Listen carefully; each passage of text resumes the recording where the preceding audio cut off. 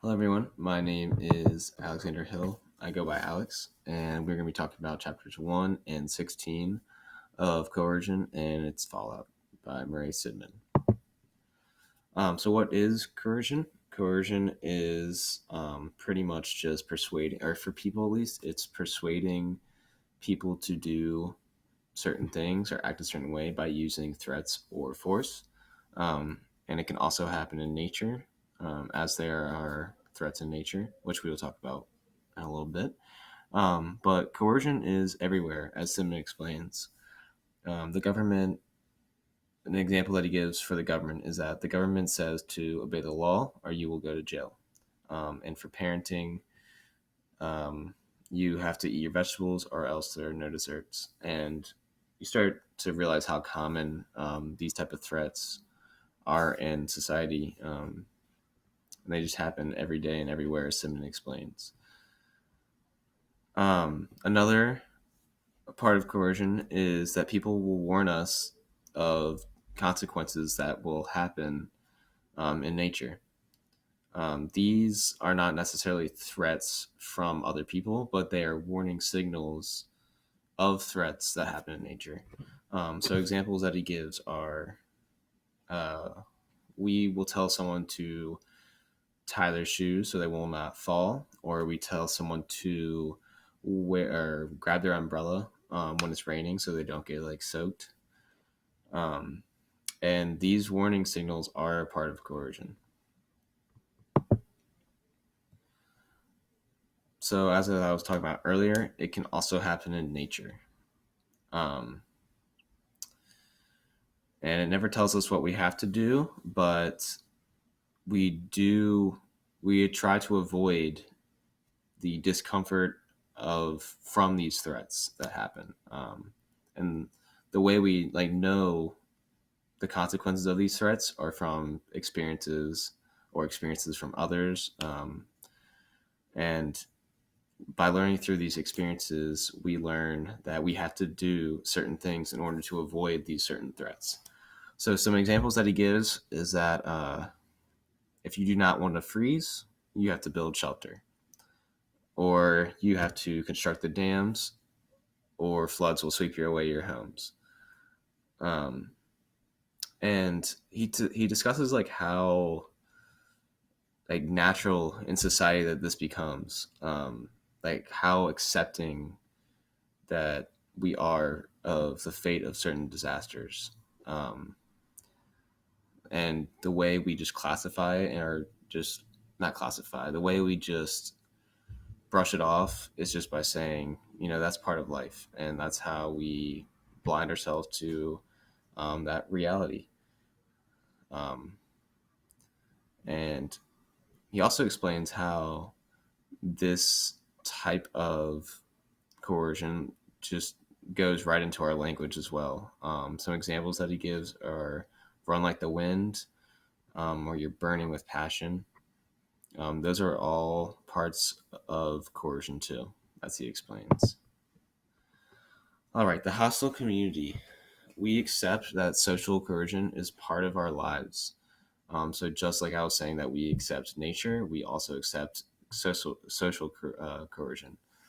Um, Pretty much the most basic things like, hey, I mean, I say this to my girlfriend all the time. Hide your purse so people don't come, so people don't steal it when we're like in the city, or take your belongings out of your car so they don't get stolen. Bolt up your doors at night so an intruder doesn't break in, or get good grades or you won't graduate. So throughout this chapter, he kind of like discusses um, how there's social coercion in schools, and how there's social coercion with the government and just society as a whole. Um, and he also explains that the media just like loves coercion, like it's how they make their money. The television industry, TV companies and broadcast companies, they spend thousands of dollars a second by covering like natural disasters and social disasters, crime. Um, they want threats because this is just a part, like how accepted it is a part of our lives. And he also explains how newspaper cartoonists um, they use coercion in their materials. They're almost like every joke, as he explains, is usually coercion. Um, Sorry. He also explains how we have and always will experience coercion. By from the minute that we were able to walk or speak, families were using coercion to correct their behavior. Um, and he explains, which is pretty obvious, if anyone's in the field or have a background in ABA, like that is not teaching any appropriate behaviors. You're just, telling them what they're doing is not of approval, and often that just leads to attention, which is what they want in the first place. Um, and he also explains that in school, we have the threat of the law forcing us to go to like school growing up. But if there was no law and if parents didn't really care, then maybe millions of students would not attend school. So that's also a part of our lives. And just growing up, we have to save and spend wisely or we become homeless. All right. So now we're on to chapter 16, titled "Is There Any Other Way?" I really like this chapter. This chapter um, pretty much just explained, like, the point of the theme of the chapter was just use positive reinforcement and just eliminate coercion from your life. And I thought it was pretty interesting. Um, so he explains that punishment and negative reinforcement, which, taking stuff away, it often leads to immediate success, which is what, that's why people use it all the time, because it stops the behavior in the moment, but that doesn't prove any long-term results. Um, and coercion is controlling behavior, and it becomes justified in the moment because of how effective it is, but no one thinks about the side effects or the long-term use of it.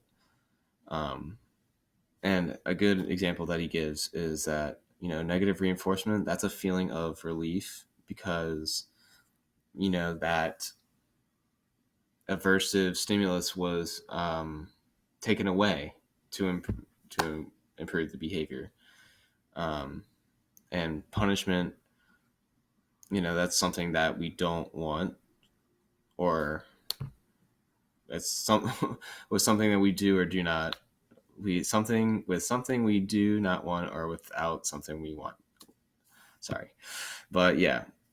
Um, so I think it was pretty cool to see him talk about the use of positive reinforcement. Let's see. All right, next one. As I said, he wants us to use positive reinforcement instead. And many people don't believe that it can control the behavior, but it controls behavior way more than using threats or punishment. Um, so he explains to give them positive reinforcers for doing something more appropriate. It teaches us new behaviors without bad side effects of coercion. And we can accomplish the same goals, if not more goals, in a better way, in a more fun way. You don't get those side effects of aggression or um, violence, even, or just unhappiness. I mean, just using positive reinforcement not only teaches other behaviors, but it just makes the whole process of learning just better, which is what he explains throughout this chapter. And so, what is the guiding principle? As that was a section, and the guiding principle is that positive reinforcement works and coercion is dangerous. I mean, it's pretty obvious. All right, and the last bit of the chapter, he touches on the phrase "no." So the use of saying no can become a conditioned punisher. which is a form of coercion. No must mean something else, not just stop. And he says to give options, no should still imply that a yes is available.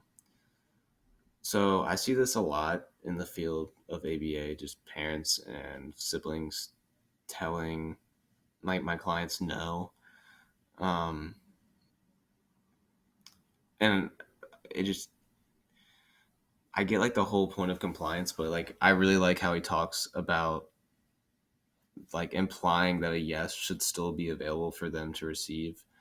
Um, just because it's not always like clear cut, just if they know that there is going to be a yes, if they act in a more appropriate way, they will do it. But you just have to give them that option, which I really like that he discussed on. So that is it for my chapter discussion. Hope you enjoyed this video, and see y'all next video.